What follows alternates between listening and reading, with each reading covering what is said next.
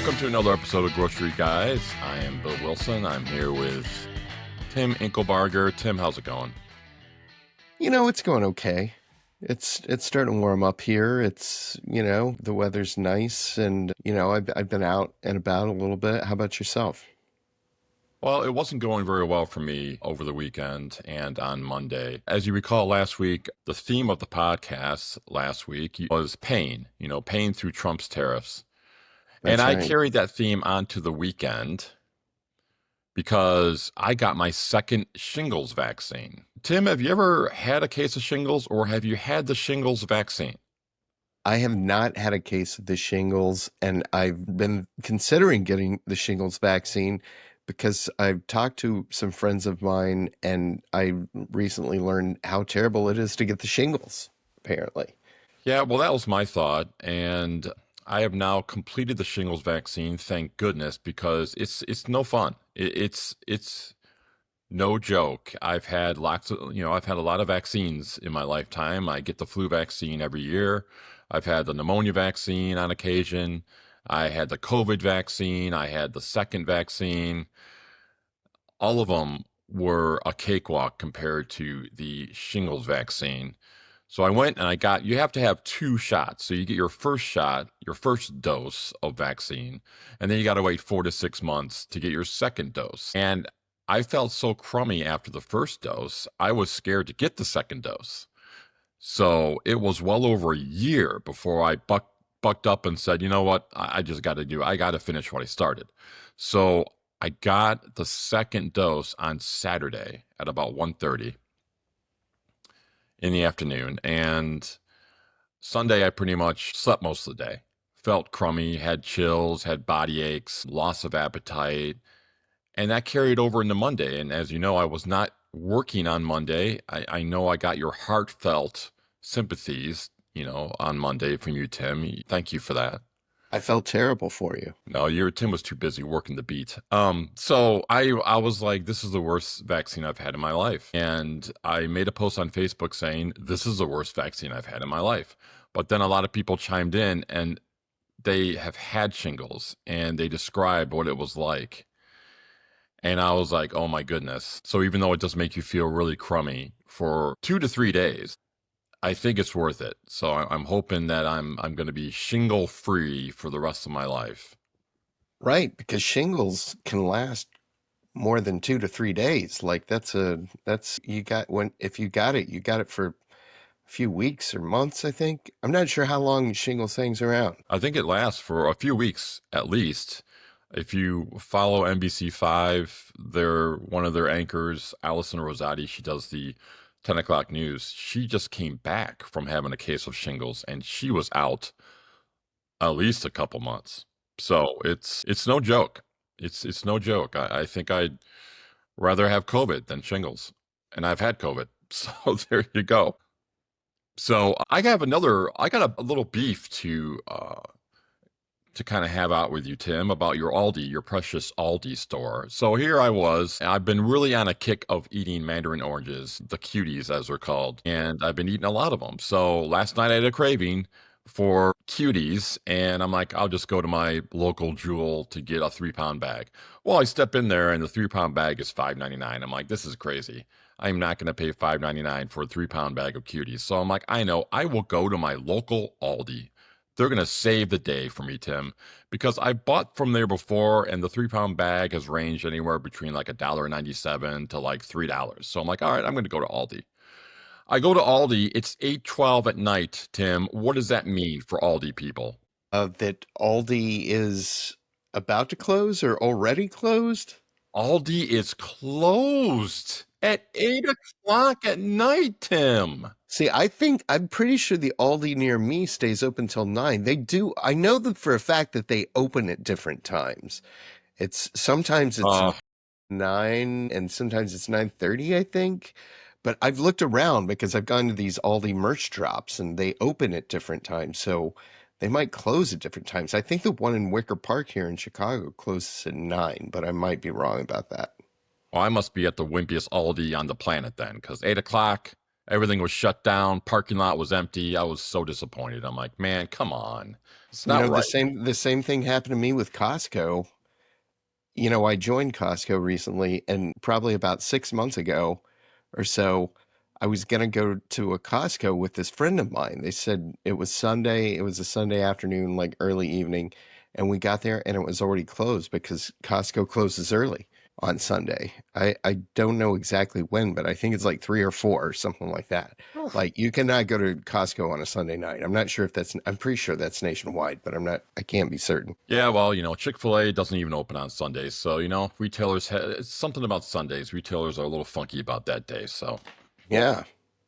well, let's go to the meat counter. This is the meat of the manor, the meat, the prime meat of the whole episode. And today's topic is Snap. Do you know how to Snap, Tim? I've learned a lot about Snap over the last few years.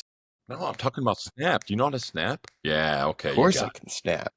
it. Okay. Now, obviously, we're not talking about that Snap. We're talking about the Supplemental Nutrition Assistance Program. And I was assigned a story today to talk about some of the recent happenings there taken by states.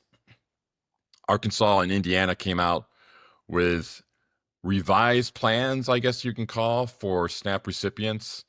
Arkansas wants to restrict the purchase of soda, which includes no and low calorie options, fruit and vegetable drinks with less than 50% natural juice, drinks labeled as quote unquote unhealthy, which I don't even know what that is, and candy, which also includes chocolate and artificially sweetened varieties. And Indiana came out with not kind of a similar plan, not quite, but in a way. They want to put a ban on soda, or as I say, pop, and candy as well. But their plan does not go into the specifics like the Arkansas plan goes into. And Right. then you have other states that are looking to do this. So Arkansas and Indiana are looking for waivers from the U.S. Department of Agriculture that will allow them to do this, to basically restrict SNAP recipients from making these kind of purchases. Other states are looking into doing the same. You got Louisiana, you have Oklahoma is also looking to do it. You have Kentucky, you have Idaho. This all comes in with the Trump administration and what they believe is a healthier initiative. So you have mostly Republican leaning states that are coming out and making the first moves here. And they are doing something a little bit different in Louisiana, which I do appreciate. Obviously, again, they're out to completely eliminate pop from being purchased. But also their Department of Children and Family Services, they have launched a pilot program that gives SNAP recipients a 30-cent bonus for every dollar spent on fresh fruits and vegetables at certain Walmart stores in 6 parishes. So, yeah, they're coming out and they're saying no to some certain things for SNAP purchases, but they're also saying, hey, if you buy healthy, you can get some bonus money back, which I really do appreciate this. And as you know, at the federal level, they're trying to work out that budget. The House has a budget that really includes a number of cuts, one of them to the U.S. Department of Agriculture, which handles SNAP. So SNAP is under fire right now, and some of the states are already taking action. So Tim, I want to get your thoughts on what Arkansas and Indiana has announced to do as far as getting a waiver, and how do you think this is all going to play out? Yeah, well, I think it's really going to play out like state to state, right? I mean, correct me if I'm wrong, but didn't Arkansas also suggest that it would include rotisserie chickens? Am I wrong about that? Am I imagining that? Actually, it now includes they can purchase ready-made rotisserie chickens, which I guess Right. was not on the list. Right, because that's one of the existing rules of SNAP, as I understand it, is that you can't go and buy like grab and go foods. You can't take it to a restaurant and use it there. You just can't go to this, the Sizzler and get yourself a big fat T-bone. T-Bone. Remember the Seinfeld episode? George Costanza, T-bone. Right. nicknamed T-Bone. T-Bone. That's going to be my new name.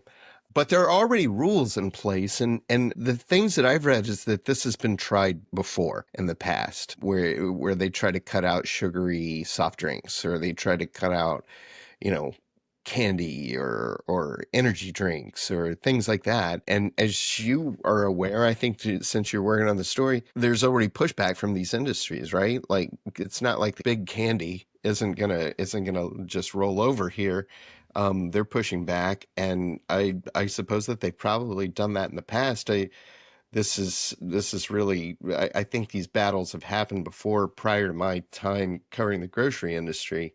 But from what I've read, this isn't like sort of the first time lawmakers have tried to do this. So yes, many food associations have come out against what Arkansas and Indiana are doing. The National Confectionery Association has come out very strongly opposing this measure, and they bring some good points. They say that, first of all, the purchasing patterns of a SNAP recipient and a non-SNAP recipient are virtually the same. You don't have SNAP recipients purchasing all this junk food and pop as compared to a non SNAP recipient. They also bring up a very valid point. How are grocers going to carry all this out? How is this going to be sifted through? Is this going to be sifted through at point of purchase? And if they reach if they try and sneak in a candy bar or something buzzes or rings or security comes in, nets thrown down on them, is it going to be immediately voided from I mean, how much time are we talking about at the point of purchase? Additional time would this require? I think it would be a heavy lift for me. It's there, and this is just me thinking off the top of my head. I don't know this for sure, but they already do this, right?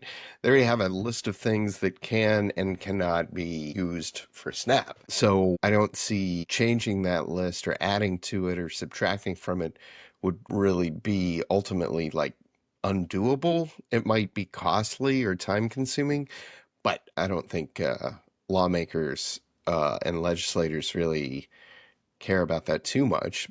I would assume that ultimately a lot of this stuff with SNAP is gonna be a tough sell, right? I mean, the USDA has got its marching orders now to like cut SNAP by what? I think the estimates have been like 25% All right, cut yeah.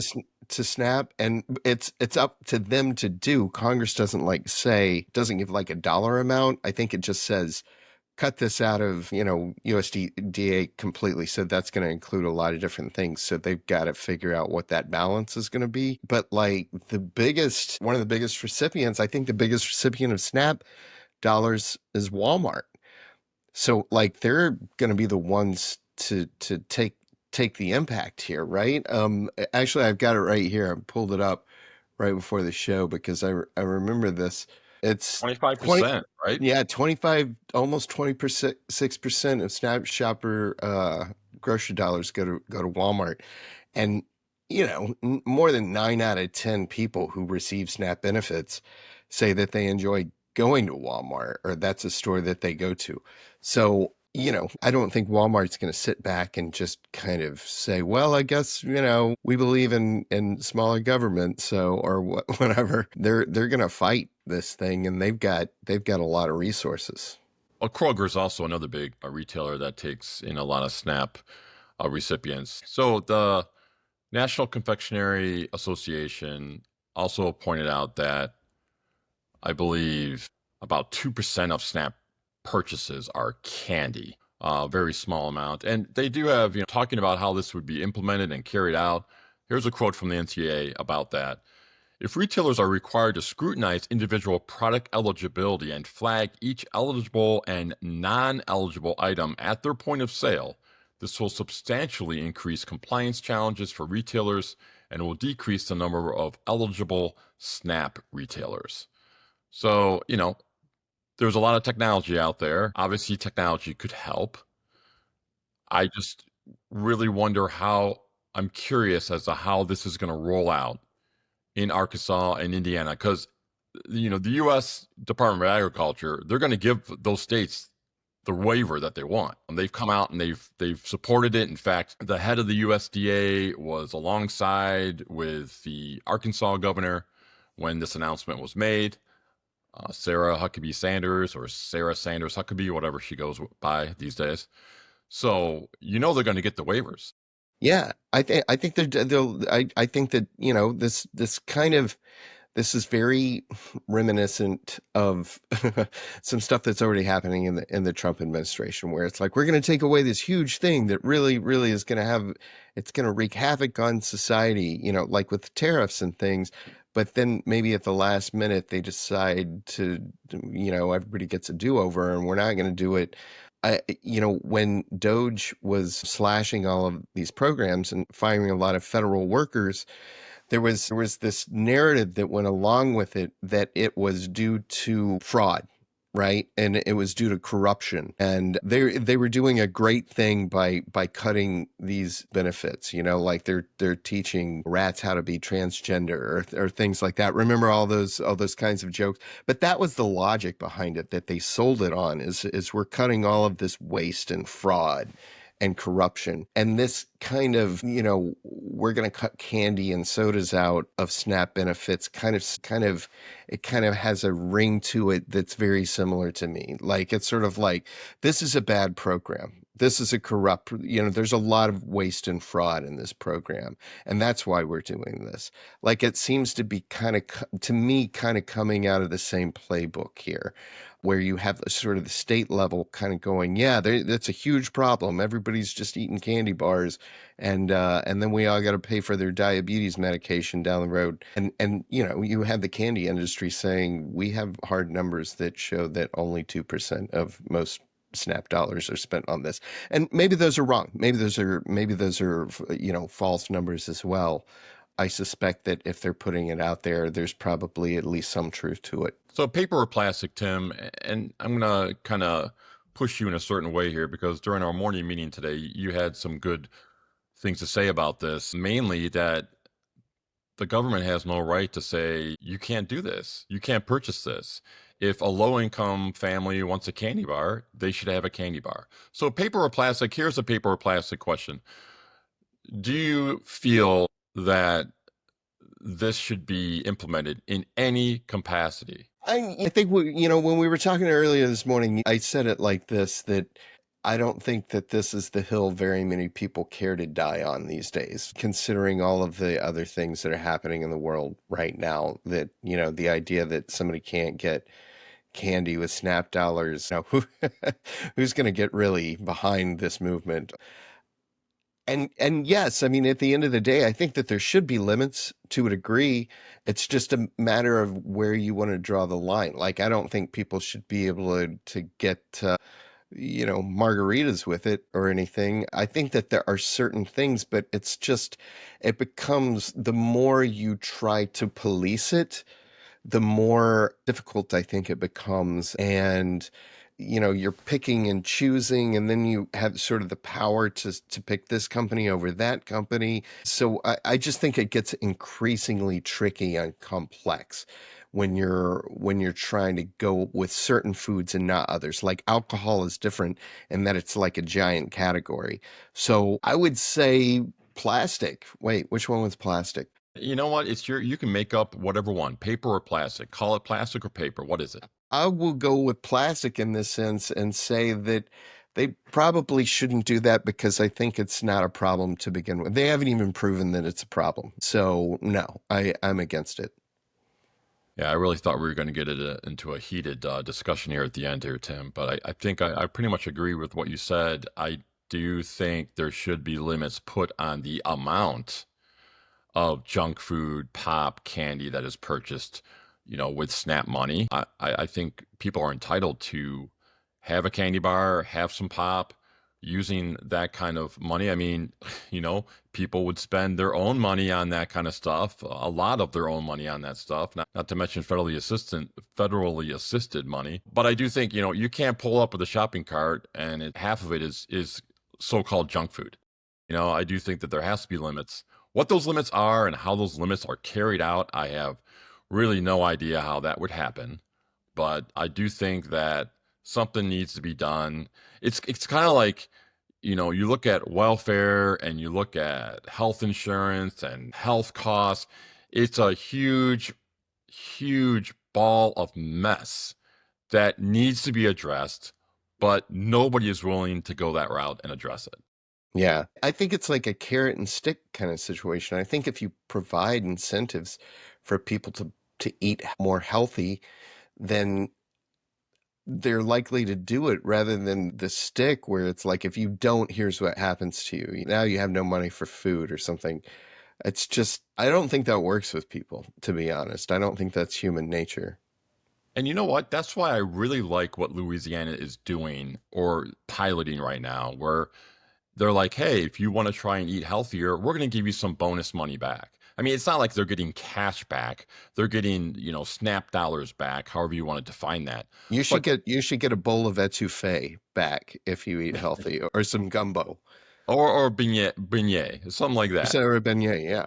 But that's junk food. So there we Oh, go. yeah. Right. Down the junk food lane. But that's out of the box. That is out of the box thinking. This is not like you can't have this or this. That's out of the box thinking that this country really, really needs. Right. You know what? I think, what do you bet Sarah Huckabee Sanders loves rotisserie chicken from the grocery store? I bet you she's buying 6 at a time. That's right. That's right. All right. Well, we're going to have a more happier theme for next week. I'm not going to have my shingles vaccine this weekend, so I'm not going to that's not going to overflow into the following week where I'm just going to be bitter and all about pain. So let's try. Well, and the week after that, like, we're going to have to figure out a different time to record because I will be at the Retail Media Forum by our sister publication, CSP Daily. So let's take the Easter weekend. Let's cleanse our soul and come up with a happy, cheerful podcast for next week. How about it? Yeah, definitely. It's, it'll be like spring cleaning here. There you go, spring cleaning. And the resurrection all at the same time. All right. I'm Bill Wilson. He's Tim Inkelbarger. We are Grocery Guys. Have a great week.